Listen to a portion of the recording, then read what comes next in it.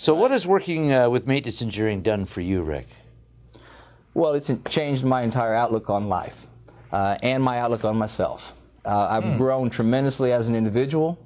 My family has seen a dramatic change in how I am and what it's done for us. Really? My wife loves it. You know, she was a little skeptical at first. Right. I had to go out and work for myself, make it on my own. No base salary, no company car, which I had those things before. So I had to sell her on the opportunity of the success. So I had some motivation to hit the streets of running. So it's about income. You sold her on the fact that it's about income, right? Yes. I said, it's there. You have to work it. Now, sometimes there's peaks, sometimes there's valleys. Right. But overall, at the end of the month, quarter, and year, you know, you're there where you need to be, and that's exciting. That's interesting. Describe what it's like being a maintenance engineering sales rep. What is your day like? What do you do to inspire yourself and, you know, get in front of customers? And that's a great question. What I like to do, I do a lot of reading. Reading motivational books, spiritual books, reading from the sales masters, and try to do a lot of self build up in confidence, and, you know, bring out the enthusiasm. And I've learned so much from. I listen to CDs that I get from in the car while you're out there in my vehicle. Driving? Yeah, while I'm driving. I live in a rural area, so I do a lot of windshield time. Right. And so listen to these CDs from these masters. You can pick up a couple of tips that can be very productive for you, which more than pays for, you know, the cost of the investment for those. Absolutely. And so I do a lot of that, and we have a strong faith in our Creator, and so all those things, I just feel so blessed.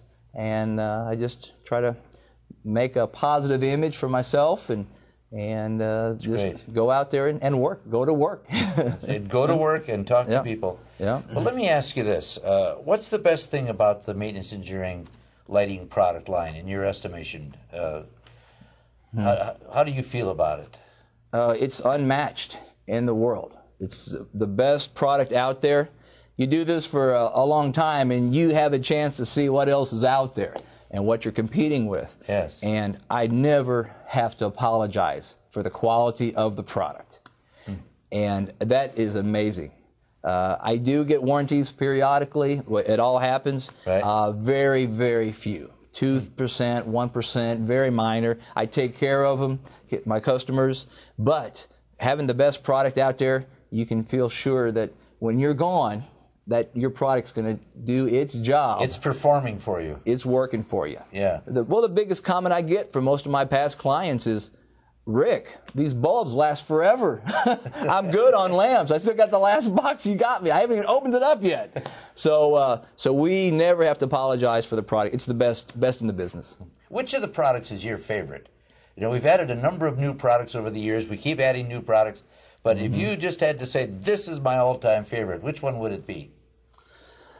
Well, I guess the bread and butter, Dennis, you know, the one that pays the bottom line is our Alpine White Extra Brights. The 4-footers, the T8s and the T12s.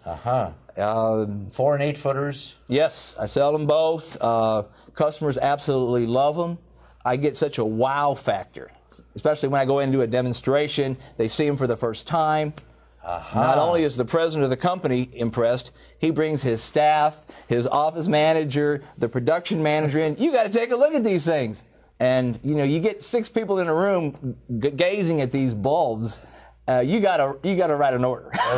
Then they don't even want to have you take your demo lamps out, do they? Yeah. Can you leave those up there too? And so the 4-footers. I mean, every product, our incandescent floodlights last so much longer than we say they'll last. I mean, I get 4 to 6 years out of just the incandescent floods, the R30s and Par 38s, R40s, and so that's been a great product as well. So those are a couple of my main ones that I've been very successful with. It's interesting. And the market, the size of the market, give us just your thoughts on that. Well, it's limitless. I live, again, in a rural area, but we have manufacturing.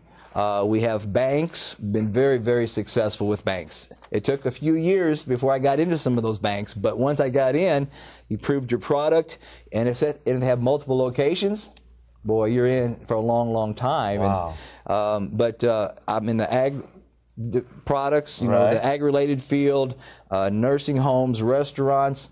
I have such a diverse array of clients. Maybe one market might be down for a particular season. Well, sure, okay. But there's other markets that will rebound and take care. So if you can spread your business into different markets, you're going to be taken care of no matter what the economy does. You know, that's one that we don't talk about enough, because so many sales careers, you're limited to your market. I mean, you can, you know, if you're selling pharmaceuticals or drugs, you're limited to the medical profession, and if that's not hot, you know, you're not hot. Right? You're in trouble. Yes, yes. So it's a wide range. I mean, you can list numerous. Any kind of business, right? You know, is a potential prospect for you.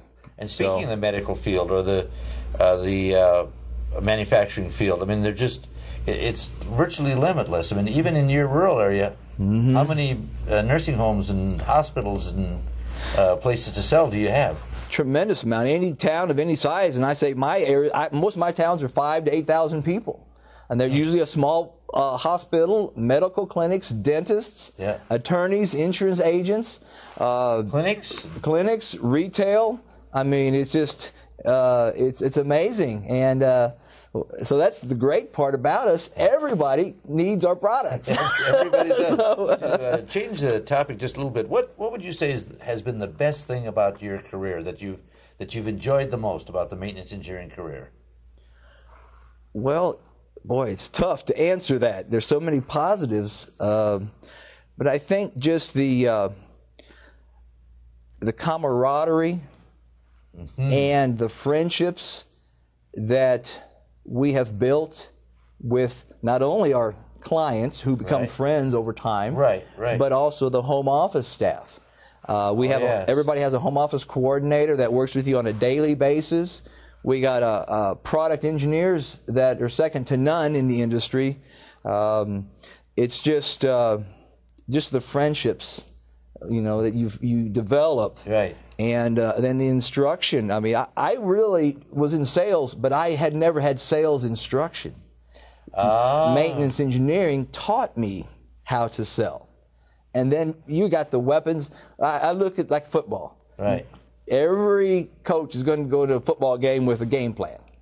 A strategy, a line of attack. Now, there are times you have to divert from that because the situations change. But I'd rather go in with a plan of attack and have to divert than not go in with a plan of attack at all. Would you say that's one of maintenance engineering's strong suits, is our ability to teach people sales and the support of them? Would you say that's one of our strong suits? Absolutely.